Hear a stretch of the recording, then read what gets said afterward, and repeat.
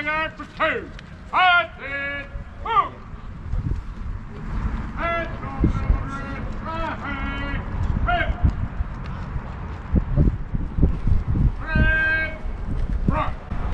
Gentlemen, make sure your weapon is unlocked. Detail. Freeze it. Huh. Order. Huh. Hey. Welcome, everybody. Can everybody hear me? Yeah. Oh, good.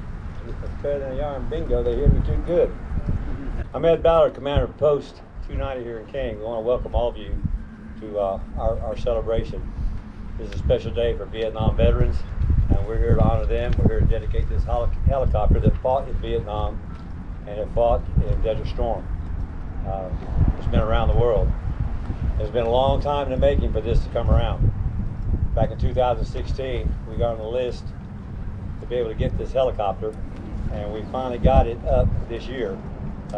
December 22, we had her up in the air. Due to the hard work of Butch Calloway and the late Don Holland, that's what made all this possible. Fortunately, this happened on my watch.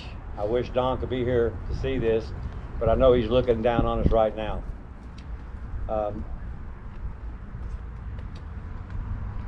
I'm going to ask Don Adams, if he would, please, to come up and do our invocation.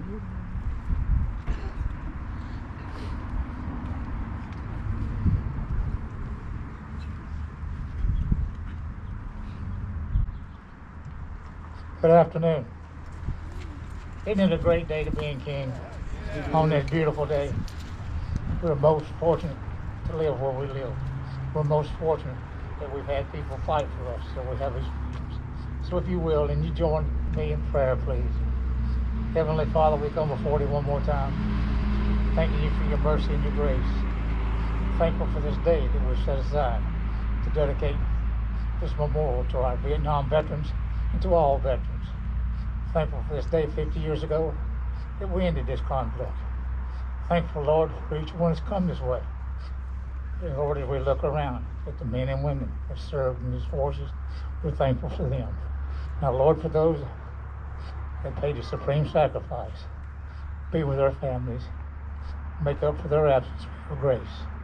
Now, Lord, we ask you to look down upon this gathering. Bless this dedication for its intended purpose. Look down upon us. Grant unto us the things that you see we stand in need of, because we realize you know the sincerest desires of our hearts. These things we ask in your name. Amen. Don, if you'd stick around here for a minute, we have something for you.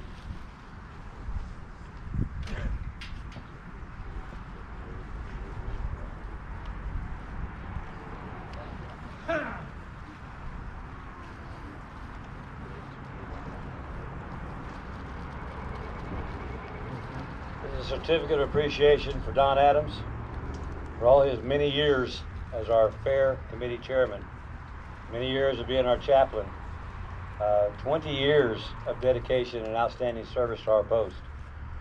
I award this to you. And we have something more for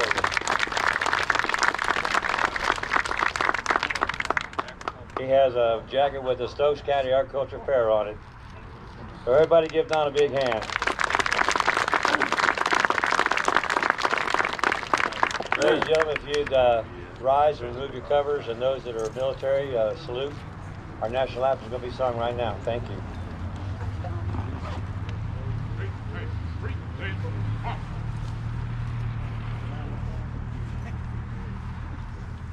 Oh, say, can you see by the dawn's early light what so proudly we hailed at the twilight's last gleaming, whose broad stripes and bright stars through the perilous fight o'er the ramparts we watched were so gallantly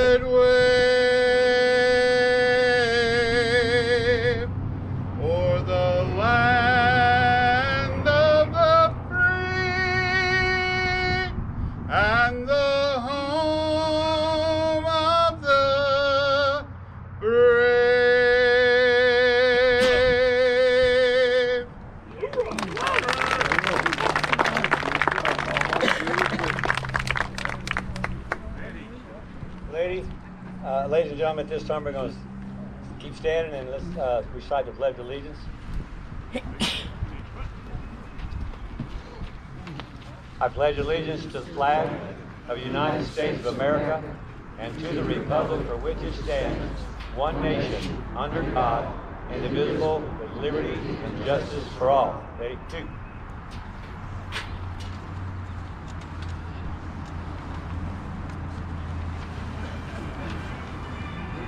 POW MIA empty chair ceremony. Resolution 288, adopted at the 67th National Convention, calls for designating a POW MIA empty chair at all meetings of the American Legion, of the 1,000 American Legions. And the 1,000 American Legion POW MIA still unaccounted for from all wars and conflicts involving the United States of America, and as a reminder for all of us to spare no effort to secure the release any American prisoner from captivity and the repatriation of the remains of those who died bravely in defense of liberty, and a full accounting for those missing. Let us rededicate ourselves for this vital endeavor.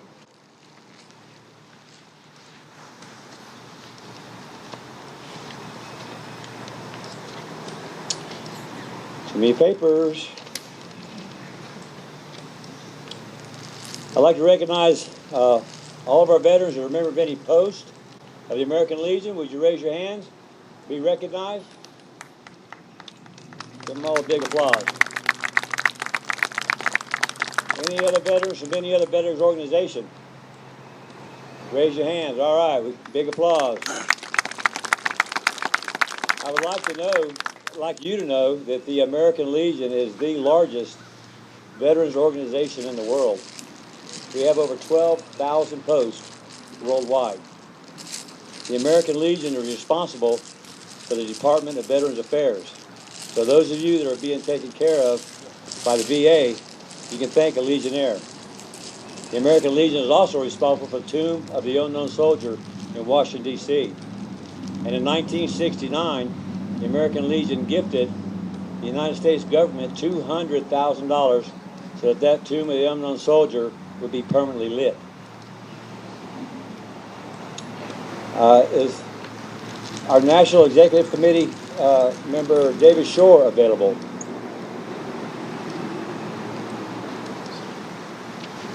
Well, I'd like to recognize him as our National Committee spokesperson.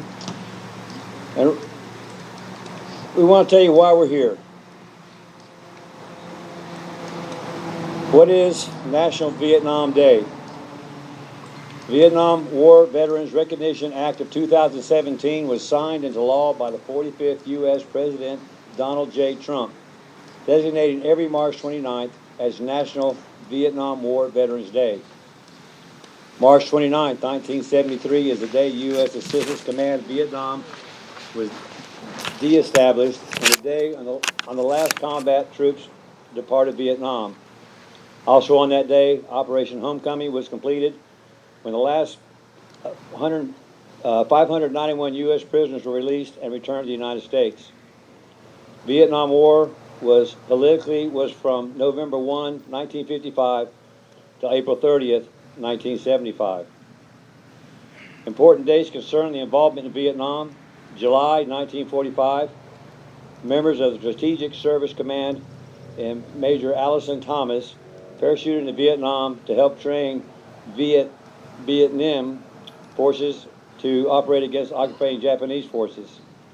September 25th, 1945, official site of Strategic Services, OSS officer Lieutenant Colonel A. Peter Huey, who was working with the Viet Minh to repatriate Americans captured by the Japanese, was killed by a member of the Viet Minh who mistakenly believed him to be French.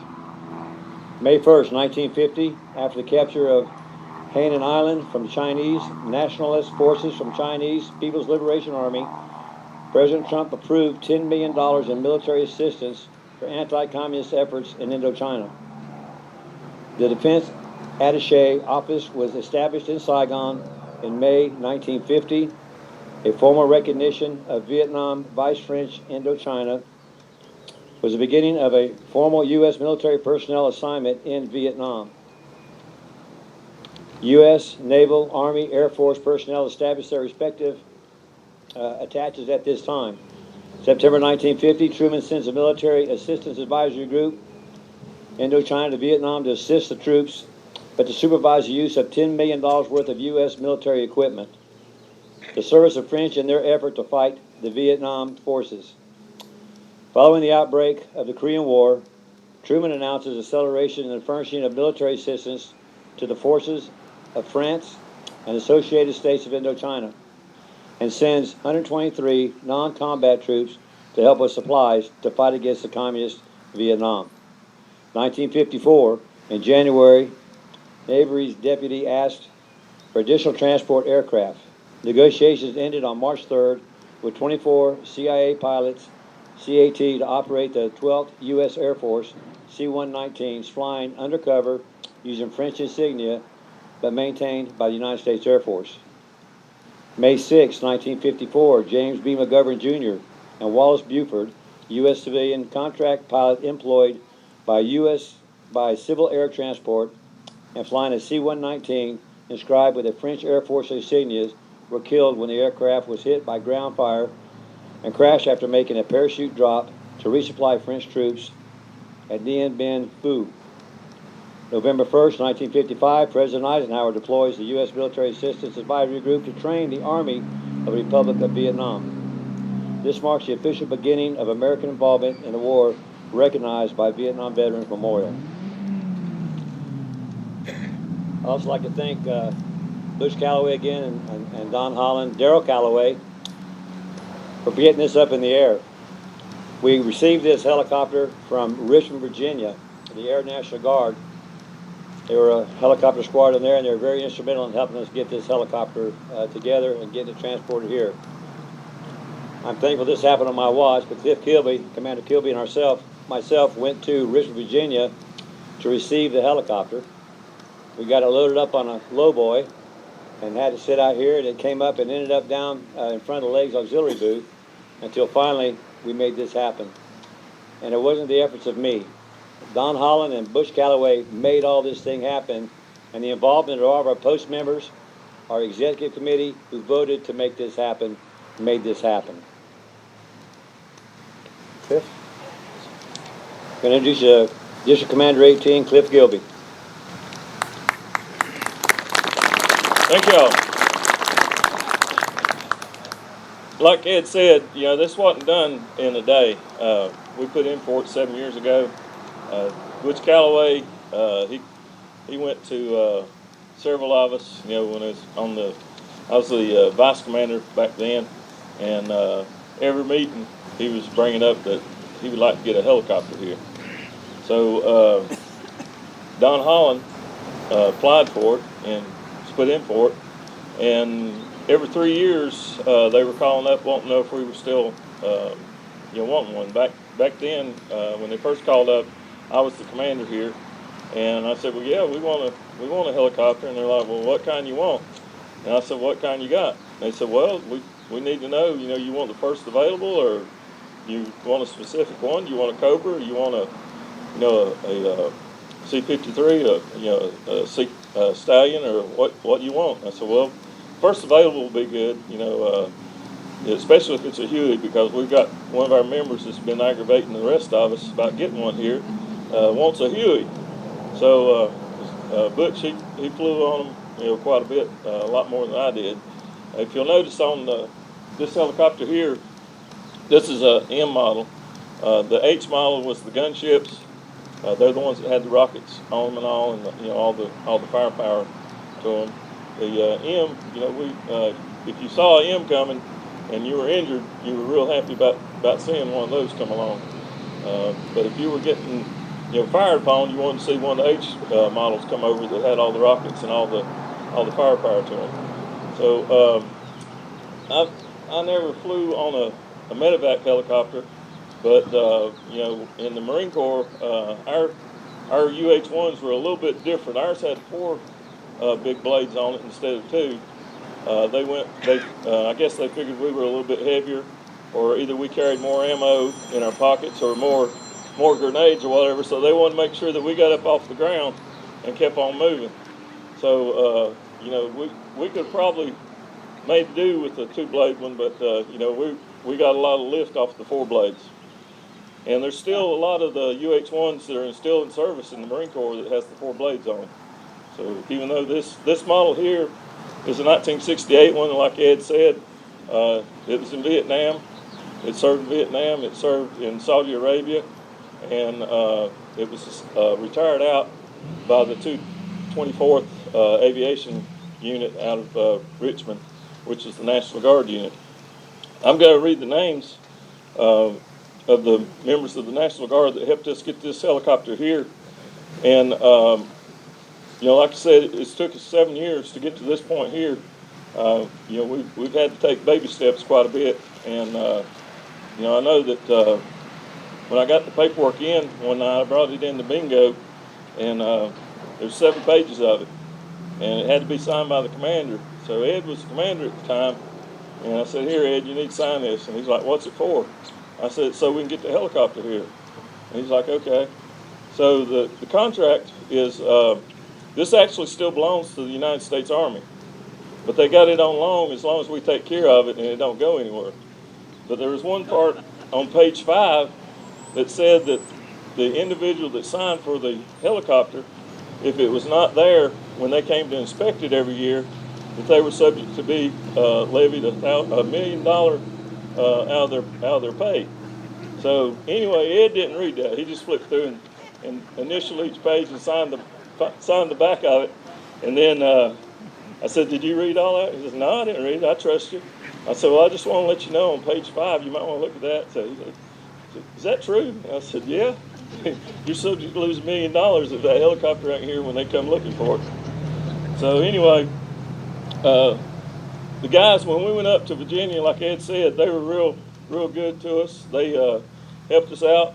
We contracted out through Best Trucking out of Kernersville to get the helicopter brought from Richmond to here. The Army had to go by and inspect it and make sure that it was roadworthy. When they went by to inspect it to make sure it was roadworthy, the fellow out of Michigan called me and said, "Hey, you can't transport that helicopter next week." And I was like, "Why not? We already got it scheduled." He said, "Well, it's because our inspectors went out there today. That thing still has a half a tank of fuel, has all the hydraulics in it, has the avionics in it, and all. And if you had somebody to fly it, you could fly it to Keene faster than you can drive it down there." And so anyway, they wouldn't let us fly it. So we had to get the Army, the National Guard had to take all the fuel out of it and all the hydraulics out, remove all the instruments and all that. So, and then we got a list of other stuff that we had to do, like we had to paint the windows, we had to make sure that the doors were all secured so that nobody can get in there and play around, and a few other things that we have to do before next year. We have to put a sign up telling people they can't climb on it. And then we have to display markers up here telling what the helicopter is. And we've got stones from up here at Carroll's Memorial that everybody has supply issues, so that's why they're not up right now. But as soon as they get the names and all on the stones and what the Army wants as far as the nomenclature for the helicopter on one of the stones, we'll have it up here. And the bench that the Callaways have dedicated or donated to the post is going to be here. And we'll probably add a few more things on later on.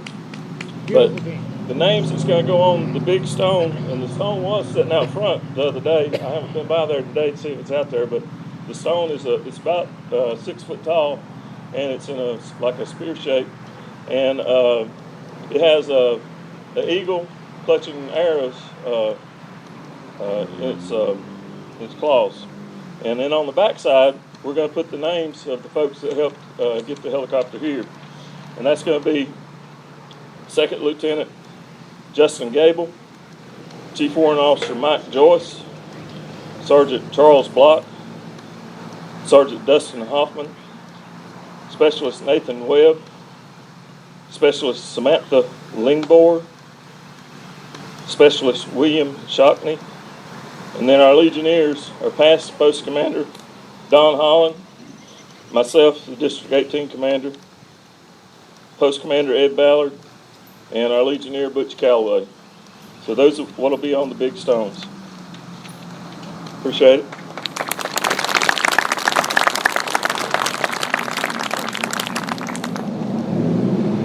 The Bell HU-1 1M Inquiry Huey, manufactured Bell aircraft. Engine is a Lycoming T-53 L-13 single turbine. Medevac, cruise speed 127 miles per hour. Range 318 miles. Length 54 feet 1.6 inches. The width is 9 feet 6.5 inches. Height 14.5 inches. Empty weight 5,210 pounds. Crew of 3. 4 stretchers on board and 2 sitting. The HU-1 Huey is the most recognizable aircraft of the Vietnam era. This chopper has worldwide variety of uses, ranging from troop transport to gunship to medical evacuations. It was used in the United States Army, Navy, Marines, Air Force, and HU-1, which is displayed, went to service in 1968, as Cliff said. The only time I had anything to do with the Huey was to push it overboard. I was on the USS Midway during Operation Frequent Wind, and when Saigon evacuated, they used the USS Midway as evacuation point so we could transport refugees from Vietnam to Guam. And the Army and Corps, everybody put up 500-man tents to let these people sleep. We gave up our racks, and I slept on 500-pound bombs for 4 days to get the refugees to where they needed to go. After I left the Midway, I went to USS Constellation, and unbeknownst to me, it was in dry dock. I was an aviation ordnanceman, and I didn't sign up for that. Chipping paint, red lead paint off of bulkheads. So I decided not to make a career out of the Navy. But that was my story, and I'm sticking to it. Are there any veterans out here that like to have any memories of something like this? So you'd like to come up and say a word or two? Come on up.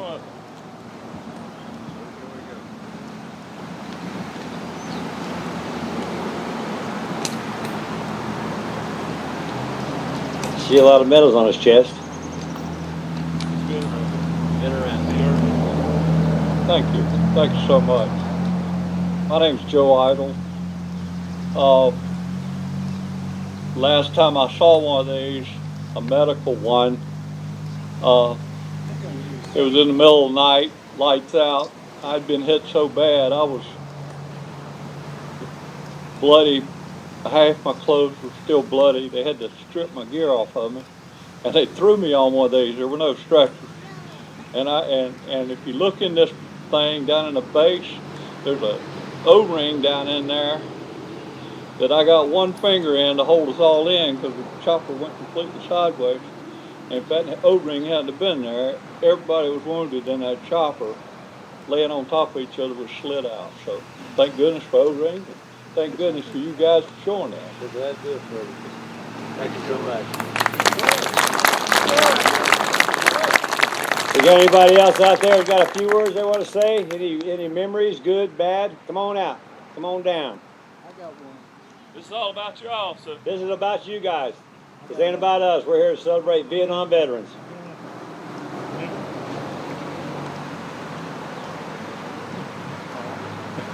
Yeah, my name's Terry. This chopper here was one I was put on when I was medevac out of the field to the field hospital. And that was in 1968 during the attack offensive.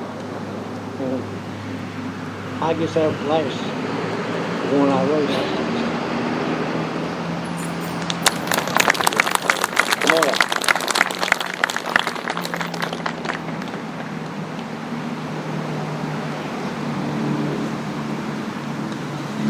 Yes, sir, you can. Yeah, my name's Billy Sickles of Madison, North Carolina. My memories of the Huey was in Fort Rucker in Alabama because they flew them first time down there. I was there in 1967. That's where they had the warrant officers. My last memory of this helicopter was one in 1967, October the 7th, when I medevac back to the 71st Evac Hospital. Yeah, thank you. Thank you.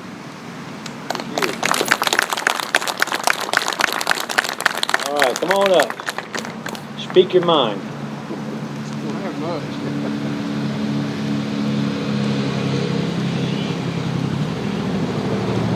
I was in the 9th Infantry in the Mekong Delta. Got medevaced out on one of these things, and I can still hear them take off at the Baptist Hospital 2 o'clock in the morning. Hey, David.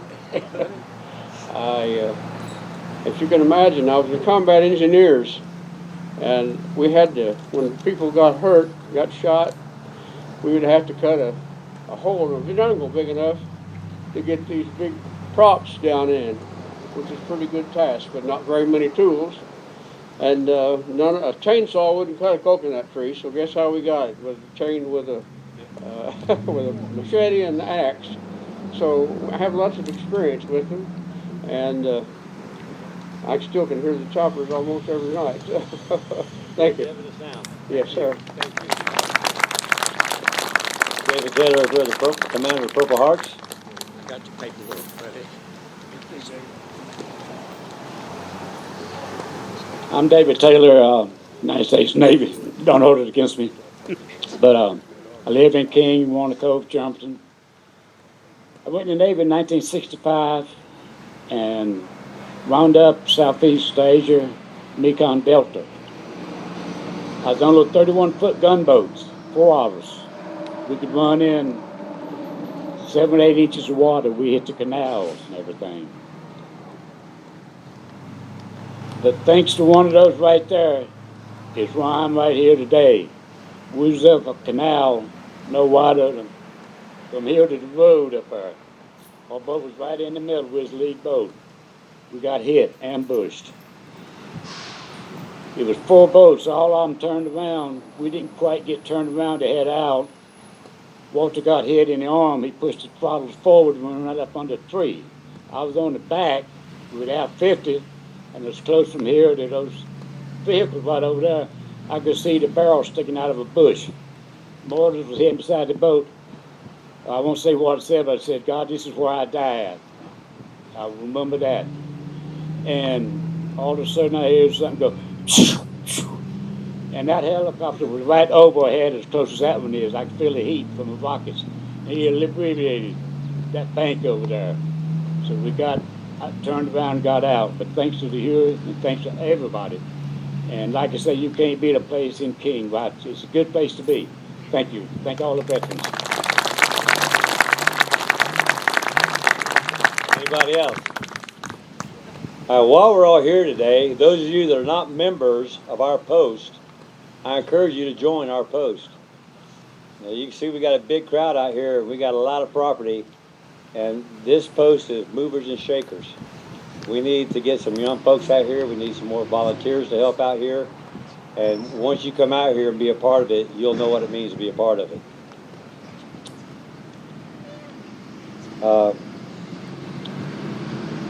I've already recognized we're going to do a 21 gun salute. Ed, one more speaker. Oh, we got another. Come on up.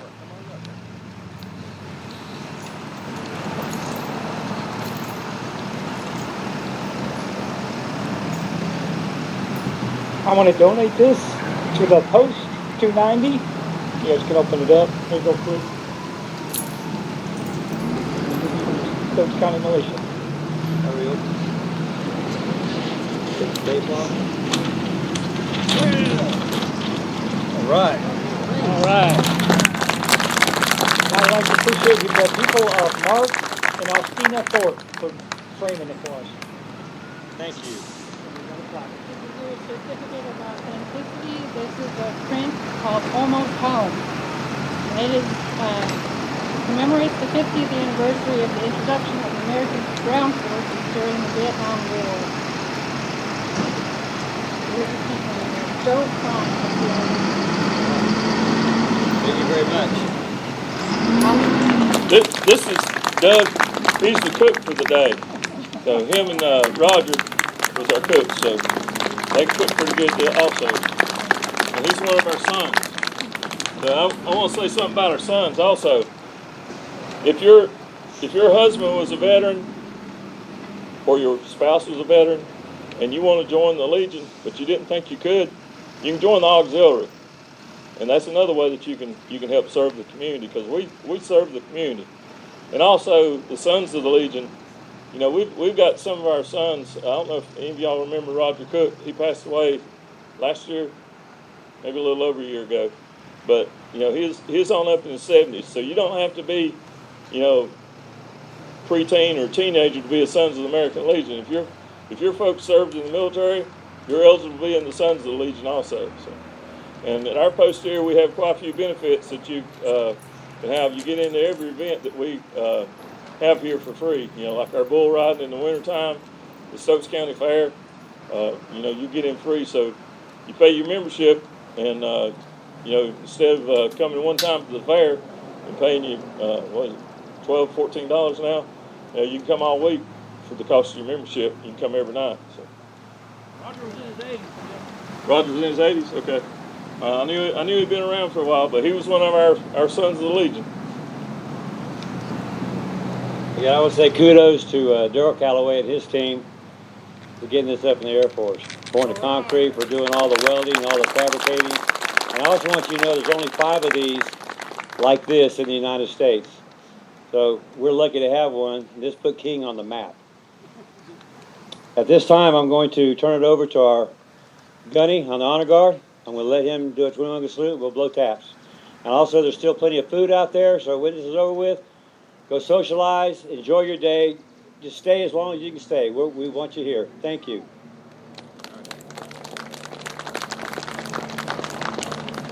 Whoa! 290 honor guard for 2. Hot pit. Whoa! Flying detail. Port. Halt. Put it. Hey. Put it. Hey. Put it. Hey.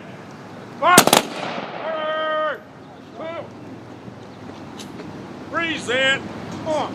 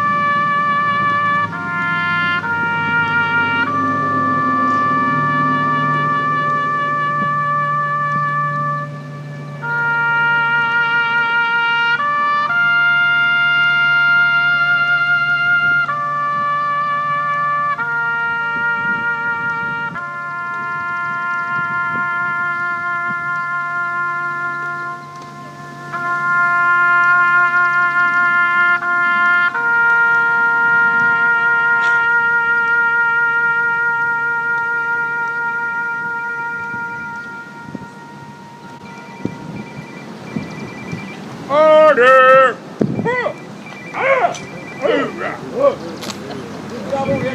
Good job! I encourage you to hang around and socialize with one another, get to know each other's stories. Again, this is your day. This is your day. Enjoy every minute of it. Thank you for coming out. We appreciate our city council members for being out here. I failed to thank them for being here, but you know, they're an important part of this post too. And we think that we are an important part of the community here in King, and we'd like you to be a part of it. Thank you very much, and God bless you all. God bless America.